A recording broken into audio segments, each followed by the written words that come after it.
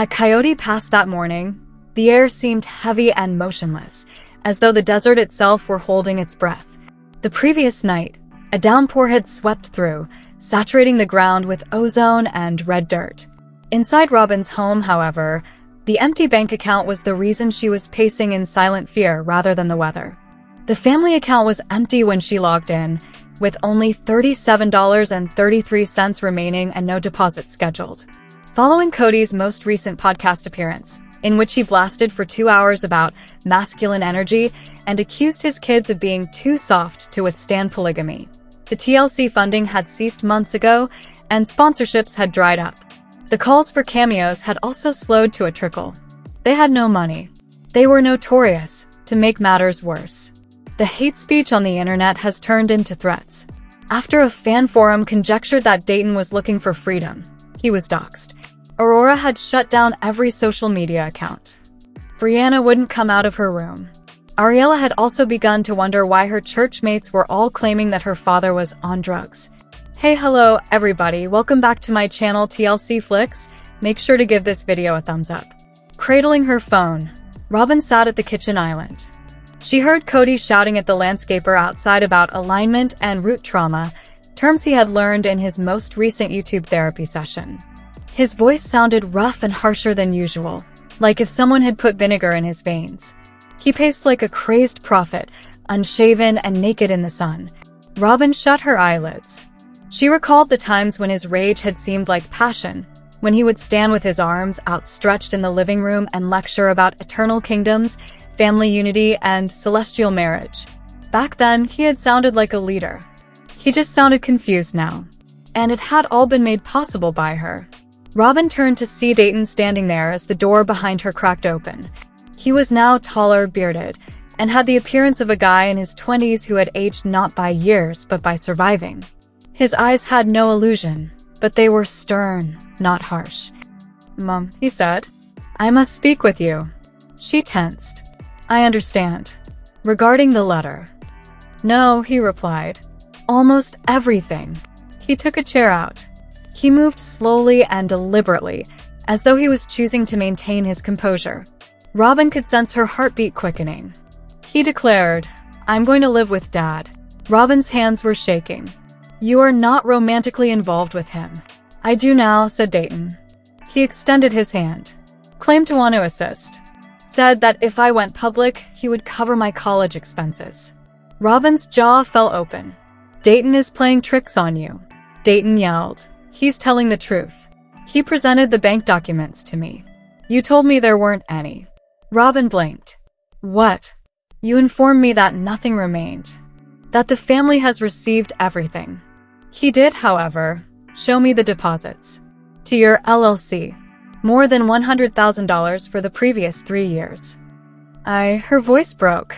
"It was for the company." "The jewelry." "Mom, nobody purchased the jewelry. Since 2021, the company has not been in operation. However, the money continued to flow in." Robyn's face flushed with embarrassment. Those sentiments had been concealed. "It's for emergencies," she told herself.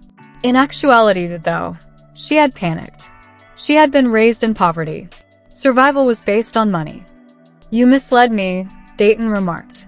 "Even if I didn't want him to adopt me, you allowed him to do so." "I was 15. It was love," you said. "However, it was control." She parted her lips, then shut them. He declared, "I'm filing paperwork. The adoption should be revoked. I will also speak to the media. With or without your approval." Robyn made contact. "Please, Dayton." As he stood, he said, "Don't touch me. Not until you discover the true meaning of the truth for yourself." Before she could stop him, he departed. The Arizona sun was scorching Robyn's cotton dress as she stood on the front porch. Dayton was sitting stone-faced on the porch swing, while Kody was pacing on the yard with his arms crossed. Kody growled, "You'll do it because I said so. We are a family. You are my son." Dayton whispered, "I'm not your son." Robyn took a step forward. "Please, Dayton, honey. He adores you. He simply isn't sure how to express it." Kody whirled. "Pardon me." However, Robyn was already kneeling next to Dayton and muttering through her gritted teeth, "This is your opportunity, my love. A dad. An actual one. Dayton's eyes were hollow as he gazed at her.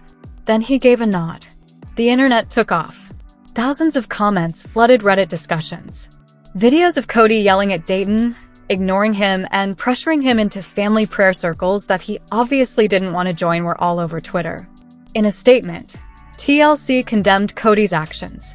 In the meantime, Kody responded in the only manner he knew how, by going on a live tirade on Instagram. He shouted, "These kids are soft. They betray you after you give them everything. The world has contaminated Dayton. He is no longer my son." There was no sign of Robyn. Meri held a binder of papers as she sat on a white seat outside her bed and breakfast. 4 months, she had been gathering them. Financial documents, texts, and statements. Proof. She had had enough of silence. She dried her eyes and leaned forward while the camera crew adjusted the lights. She claimed, "I was silent for more than 10 years, because I believed that loyalty was more important than justice. However, I will no longer be complicit." The binder flipped open. This demonstrates that Robyn embezzled funds from our joint account. She was purchasing new furnishings while I was subsisting on popcorn and ramen noodles. Kody was aware. He allowed it to occur. Within hours, the video became viral. Kody was furiously pacing the living room. "All of them have betrayed me. Christine, Janelle, and even Meri. Of all people, Meri. I kept her alive. I provided her with a future." Pale and motionless, Robyn sat quietly on the couch. Kody remarked, "They'll come crawling back. They always do. I am necessary to them. They require a father figure." In a whisper, Robyn said, "They do not." Kody stopped. "What?" Her eyes were hollow as she gazed up at him. "You are not needed by them. Nor do I." For an instant, he simply gazed. Then his expression was filled with anger. "You're an unappreciative witch." Then, in a single horrifying instant, he grabbed her by the shoulders and crossed the room. Robyn, however, did not cry this time. She simply gazed at him. Empty. Resigned. He let her go. His hands were pressed into his hair. He yelled, "I gave you everything." "No," Robyn muttered. "You took everything. You also abandoned me with nothing." With her suitcase in hand, she moved past him and out the door. Speaking on the Today Show, Dayton said he was rebuilding from scratch and urged other reality TV youngsters to stop being quiet and get help. Meri reads passages from her memoir about the financial treachery and mental abuse that occurred within the family on her new podcast, Unveiled. Christine and Janelle are launching a non-profit organization for victims of familial narcissism and religious tyranny. Robyn is by herself in her condo in Las Vegas, trembling as she looks at a small picture of her kids.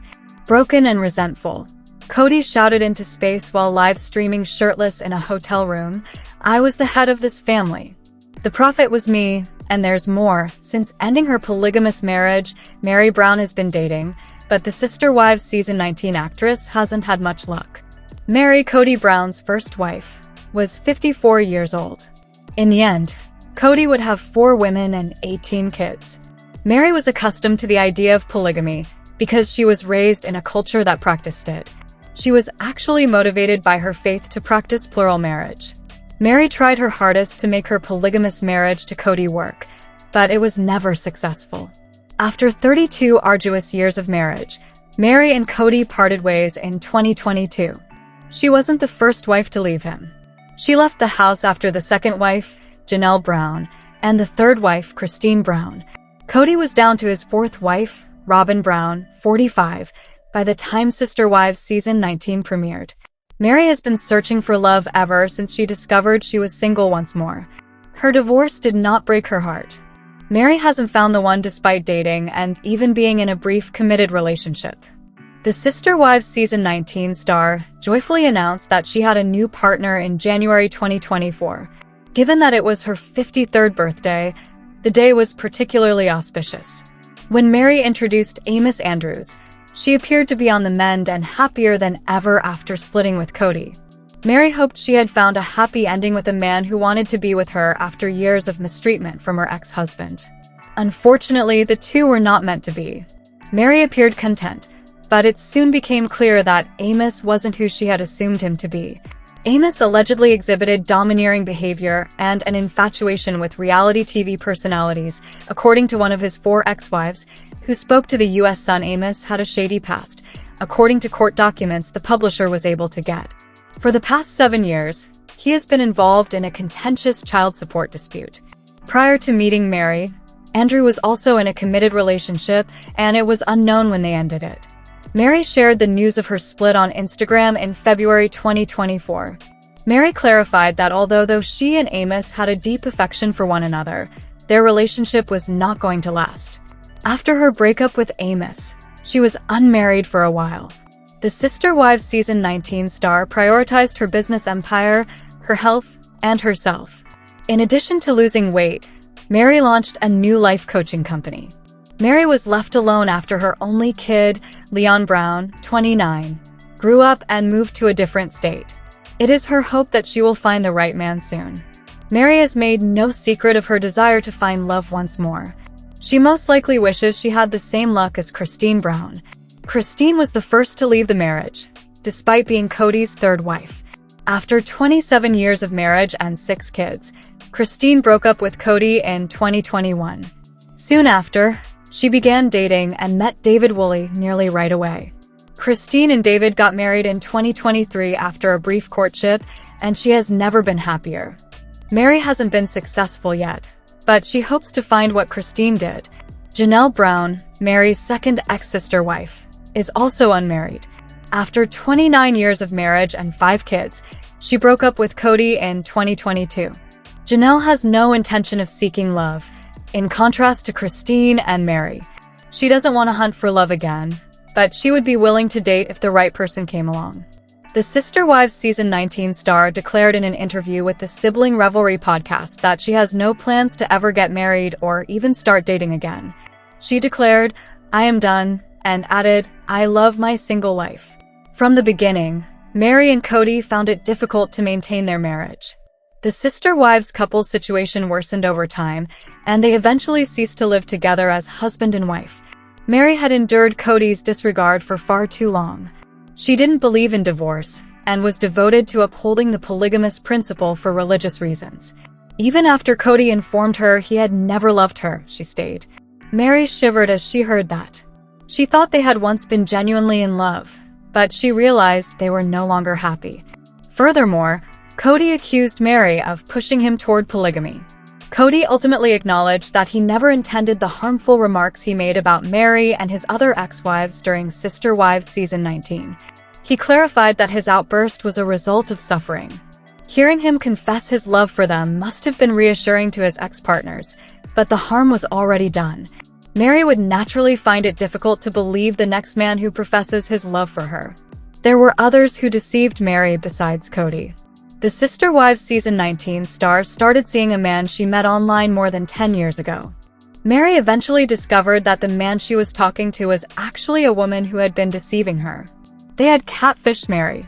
Meri might find it difficult to trust others ever again after being deceived so frequently. She might not be able to find true love because of her incapacity to trust. It appears that there is yet more to discover about Sister Wives. The daughter of Kody Brown and his ex-wife Christine Brown, Gwendolyn Brown, is now opening up about what it was like to grow up in front of the cameras.